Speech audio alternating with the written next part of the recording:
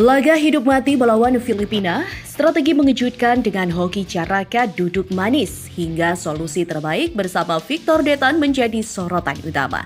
Di sisi lain, ruang ganti timnas Indonesia yang penuh inspirasi mulai ditiru oleh Malaysia. Tapi hasilnya berbeda kelas bos. Dan terakhir, jeritan hati Kevin Dix setelah dipaksa pergi dari FC Copenhagen yang bukan pilihannya. Apa yang sebenarnya terjadi? Yuk kita simak selengkapnya sebagai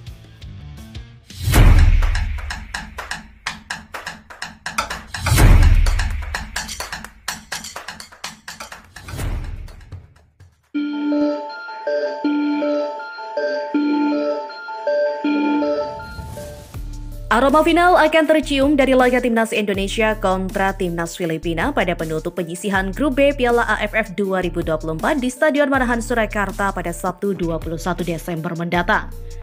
Adapun hasil bentrokan Filipina dengan Vietnam di Stadion Rizal Memorial pada Selasa 17 Desember kemarin, pertandingan Indonesia kontra Filipina bakal menjadi partai hidup mati untuk memperebutkan tiket ke semifinal. Saat ini pasukan Shin Taeyong mengemaskan poin 4, sementara Filipina mengoleksi 2 angka. Jika Filipina menundukkan Vietnam, maka The Azkals punya 5 butir. Bila mereka bermain seri, akan mengantongi 3 poin saja. Faktor mental juga akan menjadi penentu hasil akhir pertarungan timnas Indonesia melawan Filipina. Meski Muhammad Ferrari dan kawan-kawan tampil di depan pendukung fanatik di Solo, tak jadi jaminan bisa dengan mudah menjinakkan Filipina yang diperkuat hampir 100% pemain naturalisasi mumpuni. Kontribusi penyerang minim ironisnya lagi, dari 4 gol yang telah dicetak Indonesia semuanya bukan kontribusi para penyerang. Rafael Strijk kehilangan tajinya, sementara Hoki Caraka dan Arkan Kaka bak pelengkap saja di lini depan. Lalu bagaimana solusinya? Alexander Sanaunu mengatakan, dia cenderung melihat Victor Detan bisa menjadi solusi kebuntuan lini di depan timnas Indonesia. Dia juga punya keberanian memegang bola dengan akselerasi cepat. Detan tak harus mencetak gol, tapi dengan kelebihannya cukup untuk mengganggu konsentrasi pemain belakang Filipina. Sementara Hoki dan Kaka duduk manis dulu. Jika Victor Detan dipasang, maka Shin Taeyong harus berani mengorbankan Hoki Caraka dan juga Arkan Kaka yang duduk di bangku cadangan. Hoki dan Kaka duduk manis dulu, sementara Rafael Strijk dan juga Marcelino Ferdinand menjadi ujung tombak. Victor Detan sebagai second striker.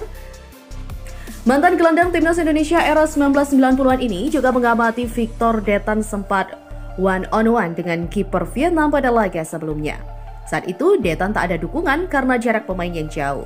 Lawan Filipina nanti, timnas Indonesia harus main rapat agar lebih banyak menguasai bola, ujarnya.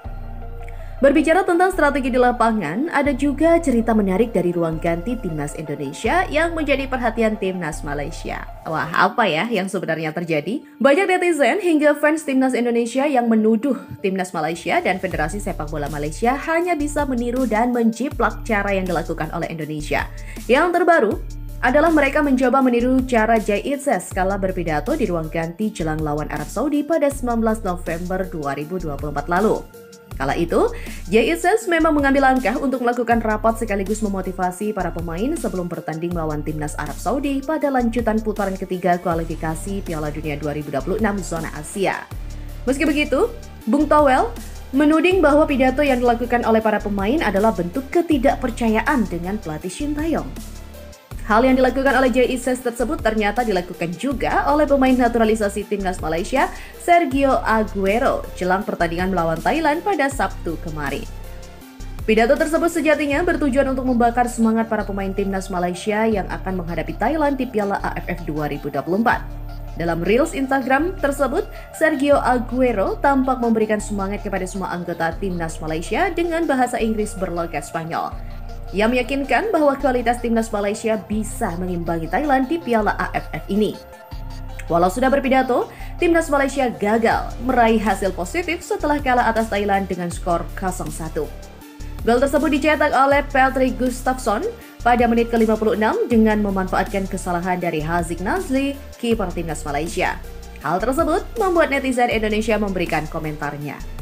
Melalui X, ada netizen Indonesia yang menyindir Malaysia hanya bisa meniru cara timnas Indonesia secara mentah-mentah dan ada pula yang menyindir level timnas Indonesia dengan Malaysia. Di sisi timnas Indonesia, JINSES CS berhasil meraih kemenangan perdana di putaran ketiga kualifikasi Piala Dunia 2026 zona Asia melawan Arab Saudi.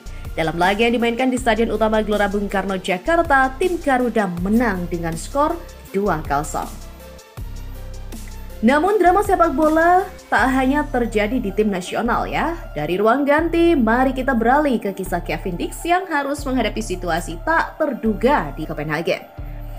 Back timnas Indonesia Kevin Dix dipaksa meninggalkan FC Copenhagen dan berkarir di luar Liga Denmark usai dikaitkan dua klub dari Bundesliga dan juga Serie A.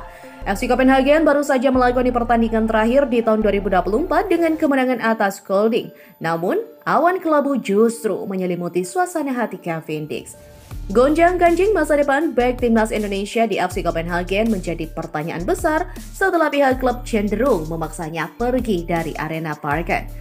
Pemain berusia 28 tahun itu sebenarnya masih terkait kontrak hingga Juni 2025. Namun FC Copenhagen disebut tidak akan memperpanjang masa baktinya.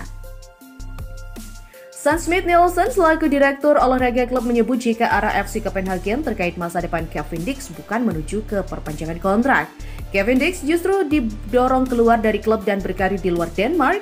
Menurut Schmidt Nielsen, keputusan itu adil untuk kedua pihak.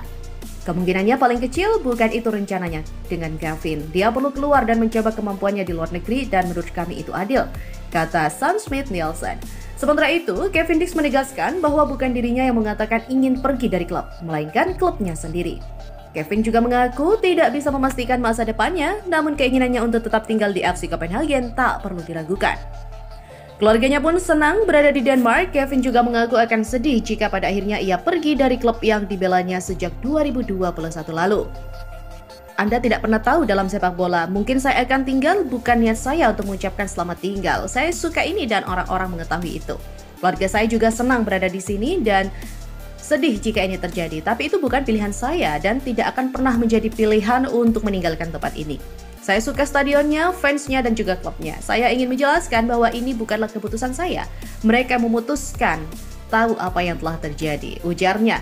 Selain itu, Kevin Dix juga mengaku perpanjangan kontrak di FC Copenhagen sangat penting baginya. Dan dia merasa pantas mendapatkan beberapa hal. Di saat yang sama, Kevin dikaitkan dengan dua klub yakni Borussia dan juga Como 1907, meski baru sebatas rumor saja. Kevin pun enggan menjawab rumor tersebut karena yang diinginkan hanyalah perpanjangan kontrak dari FC Copenhagen.